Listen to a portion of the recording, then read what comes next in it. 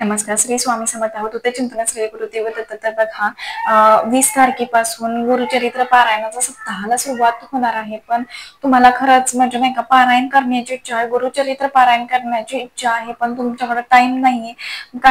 काही ताई अशा आहेत की त्यांना बाहेर जॉबसाठी जावं लागतं किंवा काहींना म्हणजे कसलाच टाईम नाहीये, पण गुरुचरित्र करण्याची, पारायण करण्याची खूप सारी इच्छा आहे. तर त्यांच्यासाठी मी आता एक म्हणजे तुम्हाला हे सांगणार आहे, सेवा देणार आहे. तरी सुद्धा तुम्ही म्हणजे जरी गुरुचरित्र पारायण नाही केलं या 7 दिवसाच्या सप्ताहामध्ये, तरी सुद्धा तुम्हाला गुरुचरित्र पारायण केल्याचं पुण्य भेटणार आहे बघा या सेवेने. तर हा ग्रंथ आहे गुरुचरित्र. म्हणजे नाही का असं आता फ्रंट कॅमेऱ्यामुळे हे उलट दिसत असेल खरं तर, पण श्री सप्तशती गुरुचरित्र सार हा ग्रंथ आहे. आणि हा जर ग्रंथ तुम्ही 7 दिवस जर सलग म्हणजे नाही का ह्याच्यात रोज किती अध्याय वाचायचे तर ते दिलेले आहेत. जर तुम्ही बघा हा पोथी सुद्धा खूप छोटी आहे, हे ग्रंथ खूप छोटा आहे.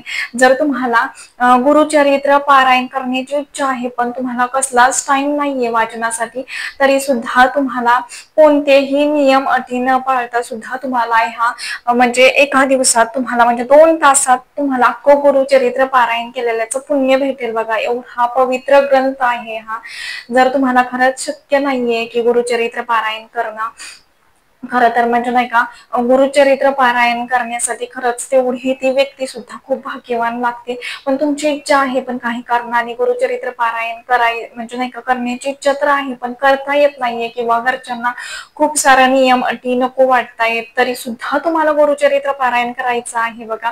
तर त्यांच्यासाठी हे सप्तशती गुरुचरित्र सार जर तुम्ही पारायण म्हणजे नाही का केलं 7 दिवसात, जरी तुम्ही 1 दिवसात तुमची इच्छा असेल, नाही का 2 ते 2.5 तास लागतात हा ग्रंथ वाचण्यासाठी.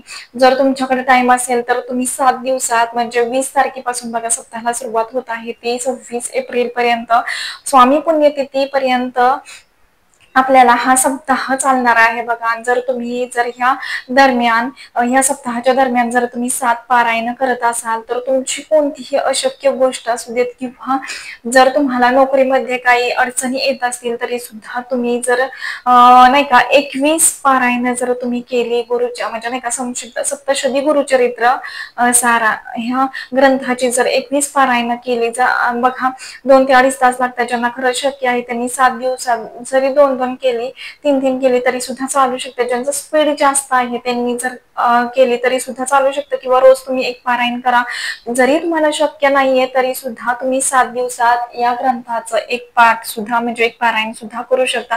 ह्यामध्ये काहीच नियम म्हणजे जसं गुरुचरित्र पारायण करण्यासाठी जे नियम अटी आपल्याला पाळावे लागतात, तसं ह्या ग्रंथाचं एवढं काहीच नियम अटी नाहीयेत. फक्त एवढ्याच की तुम्हाला ब्रह्मचर्याचं जर तुम्ही हा ग्रंथ म्हणजे 7 दिवसाचं जर पारायण करत असाल, तर तुम्हाला 7 दिवस ब्रह्मचर्याचं पालन करावं लागणार आहे. त्याच्यानंतर मांसाहार, कटाक्ष, वर्ज म्हणजे खायचाही नाहीये आणि घरात सुद्धा करायचा नाहीये बघा. आणि मेन म्हणजे खाण्यापिण्याचा नियम जर म्हटलं तर खाण्यापिण्यामध्ये आपण तुम्ही कोणतीही पोळी भाजी काही डाळ वगैरे सगळं काही खाऊ शकता. फक्त एवढंच की कांदा लसूण यामध्ये खायचा नाहीये. बघा कसं असतं, कांदा लसूण खाल्ल्यानंतर आपलं मन म्हणजे तामसी बनतं. त्याच्यामुळे कसं एकतर धावपळ एवढं सगळं घरातलं बघणं, त्यात चिडचिड, तुम्ही जर एवढा पवित्र ग्रंथाचं वाचन करत असाल, त्यातनं जर हे सगळ्या गोष्टी होत असेल तर त्याला काहीच उपयोग नसतो. म्हणजे नाही का तामसी बुद्धी होते आपली. त्याच्यामुळे शक्यतो कांदा लसूण पाळाच मी म्हणते, खाऊ नका 7 दिवसाच्या दरम्यान. बाकी कोणतीही तुम्ही म्हणजे नाही का कोणतेही धान्य खाऊ शकता, कडधान्य खाऊ शकता, कोणत्याही पालेभाज्या भाज्या सगळ्या काही खाऊ शकता. कोणतेच नियम अटी नाहीयेत ह्या ग्रंथासाठी. फक्त एवढंच की पारायण करत असताना मांसाहार वर्ज्य, त्याच्यानंतर ब्रह्मचर्याचं पालन करायचं आहे. आणि मेन म्हणजे हा ग्रंथाचं वाचन करत असताना तुम्हाला हे करायचं नाही, काळे वस्त्र किंवा हातात वगैरे धागा असेल तुमच्या तर ते बांधायचं नाहीये. काळे वस्त्र पूर्णपणे म्हणजे नाही का घालायचेच नाहीयेत आपल्याला हे पारायण करत असताना.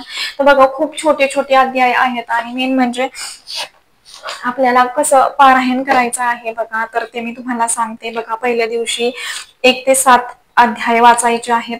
दुसऱ्या दिवशी 8 ते 17 अध्याय आहेत.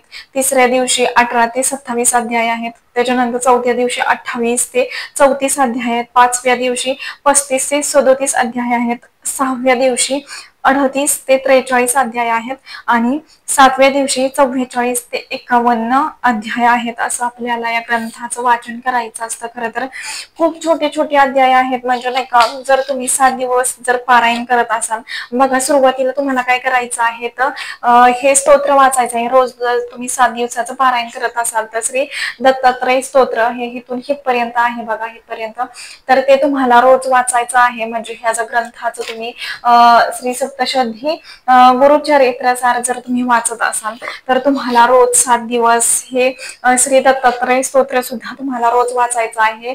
त्याच्यानंतर ना चंचल चित्त स्थिर करणारे श्री दत्त स्तोत्रम आहे बघा, हितून हितून ते हितपर्यंत अगदी छोटस आहे बघा, तर ते सुद्धा तुम्हाला रोज पठण करायचं आहे. तुमचा अध्याय वाढू दे तरी सुद्धा तुम्हाला रोज पठण करायचेच आहे. आणि त्याच्यानंतर ना बघा, अध्याय तर खूप म्हणजे खूपच छोटे आहेत बघा. हितून पहिला अध्याय सुरू होतो, ती हित हित पहिला अध्याय संपतोय, सॉरी, हित पहिला अध्याय संपतोय, हितून सुरुवात होतोय, हित पहिला अध्याय संपतोय. त्याच्यानंतर ना बघा, दुसरा अध्याय हितून सुरुवात होतीये, ते हित दुसरा अध्याय संपतो. त्याच्यानंतर तिसरा तर बघा एवढाच आहे, म्हणजे एवढं छोटे छोटे अध्याय आहेत. पण तुम्हाला गुरुचरित्र पारायण केलेल्याचं जेव्हा पुण्य भेटतं, श्रीमंत गुरुचरित्र पारायण जेव्हा मोठा ग्रंथ बघा आपण तो पारायण केल्यानंतर जे पुण्य भेटतं ना, तर ते ह्या ग्रंथाने सुद्धा पुण्य भेटतं. फक्त एवढंच की तुम्ही तुमची इच्छा आहे ना, तुम्हाला टाइम आहे ना, तर खरं तर मी म्हणेन मोठाच ग्रंथ वाचा, असं काहीच नाहीये की हा ग्रंथ वाचा. पण ज्यांच्यासाठी खरंच इच्छा असून सुद्धा ज्यांना पारायण करणं शक्य नाही, किंवा म्हणजे नाही का, ज्या गर्भवती महिला आहेत त्यांची इच्छा आहे गुरुचरित्र पारायण करण्याची, त्यांना तेवढं म्हणजे नाही का ते पुण्य पाहिजे, तेवढं फळ त्यांना पाहिजे, त्यांची काही ते इच्छा असेल तर ते बोलून त्यांना हा ग्रंथाचा संकल्पित पारायण करायचं असेल तरी सुद्धा तुम्ही ते मोठं ग्रंथाचं पारायण न करता गुरुचरित्राचं तुम्ही जर हे सप्तशती गुरुचरित्र सार जर तुम्ही पारायण करत असाल तरी सुद्धा तुम्हाला गुरुचरित्र पारायण केलेल्याचं पुण्य भेटत असतं बघा. आणि ह्यामध्ये प्रत्येक पहिल्या ओवीमध्ये असं सांगितलेलं आहे, म्हणजे भगवद्गीतेचा 15वा अध्याय आहे ना, तर तो वाचल्याचं पुण्य आपल्याला म्हणजे प्रत्येक अध्यायाच्या पहिल्या ओवीमध्ये ते शब्द म्हणजे भगवद्गीतेच्या 15वा अध्यायातले ते शब्द दिलेले आहेत बघा. त्याच्यामुळे हे पारायण करत असताना आपल्याला भगवद्गीतेचा 15वा अध्याय वाचलेल्याचं सुद्धा पुण्य यामध्ये भेटणार आहे. खरंच खूप छोटा ग्रंथ आहे बघा, पण तेवढाच पॉवरफुल आहे, तेवढाच प्रभावी सुद्धा ही सेवा आहे. खरं तर दत्त महाराजांची सेवा आहे, आणि ज्यांना खरंच खरंच म्हणजे इच्छा आहे करण्याची गुरुचरित्र पारायण, तर त्यांनी हा ग्रंथ नक्कीच वाचावा. काहीच नियमाटी नाहीये, तुम्ही काही खाऊ शकता, फक्त कांदा लसूण शक्यतो आवर्जून पाळा. फक्त एवढंच की तुम्हाला हे वाचन करत असताना काळे वस्त्र म्हणजे हे करायचं नाहीयेत. आणि मेन म्हणजे तुम्हाला जरी पूजा मांडायची असेल तरी सुद्धा तुम्ही मांडू शकता, किंवा जरी पूजा नाही मांडली तरी सुद्धा चालू शकेल. जरी तुमच्या घरात बघा फक्त पारायण करत असताना हे तुम्ही ज्या ठिकाणी बसणार आहात, ज्या देवाच्या ठिकाणी तुम्ही बसणार आहात, तर तिथं ती रूम तुम्हाला मेन म्हणजे स्वच्छ करून घ्यायची आहे. तुम्ही स्वतः सुचिरभूत होऊन पारायणाला सुरुवात करायची आहे. आणि मेन म्हणजे 7 दिवस तुम्हाला अखंड दिवा लावायचा आहे बघा. एवढ्या पवित्र ग्रंथाचा आपण पारायण करत असतो, त्याच्यामुळे गुरुचरित्र मोठं श्रीमद गुरुचरित्र पारायण जरी तुम्ही करत असाल तरी सुद्धा तुम्हाला अखंड दिवा 7 दिवस लावायचाच आहे. आणि मेन म्हणजे वाचन करत असताना तुम्हाला म्हणजे दिवा तर लावायचाच आहे, दीप प्रज्वलित करायचा आहे 7 दिवस. आणि मेन म्हणजे हे वाचन करत असताना ग्रंथ आपल्याला अगरबत्ती म्हणजे पूर्ण वाचन होईपर्यंत अगरबत्ती ही आपल्याला तशीच चालू ठेवायची आहे. बघा कसं होतं, ज्यांना खरंच माहिती नाहीये ते एक अगरबत्ती लावतात, नंतर त्यांचं लक्ष नसतं तिकडं, ती विझून जाते. तर तसं करायचं नाहीये. तर हे पारायण करत असताना आपल्याला अगरबत्ती सुद्धा तशीच लावून ठेवायची आहे, दीप सुद्धा तसाच म्हणजे 7 दिवस प्रज्वलित ठेवायचा आहे. आणि बघा जरी तुम्हाला शक्य असेल 2-2.5 तास असतील तरी सुद्धा तुम्ही 7 दिवस 7 पारायण सुद्धा संकल्प व्यक्त करू शकता. एवढा प्रभावी हा सुद्धा ग्रंथ आहे बघा. त्याच्यामुळे नक्की म्हणजे नक्कीच करण्याचा प्रयत्न करा. काही म्हणजे काहीच नियम अटी नाहीये. आणि शेवटच्या दिवशी तुम्हाला सांगता करायची आहे ह्या सुद्धा ग्रंथाची, आणि सांगता कशी करायची किंवा पूजा मांडणी कशी करायची, तर ते सुद्धा मी एक सेपरेट व्हिडिओ घेऊन येणार आहे, तर तो देखील व्हिडिओ नक्की बघा. आणि मेन म्हणजे हे ग्रंथाचं पारायण नक्की म्हणजे नक्की करा. जेवढं गुरुचरित्र पारायण केलेल्याचं पुण्य आपल्याला भेटतं ना, तेवढंच ह्या देखील ग्रंथाने आपल्याला भेटत असतं. ज्यांना शक्य आहे तो ग्रंथ करा, त्या ग्रंथाचं मोठ्या ग्रंथाचं पारायण करा.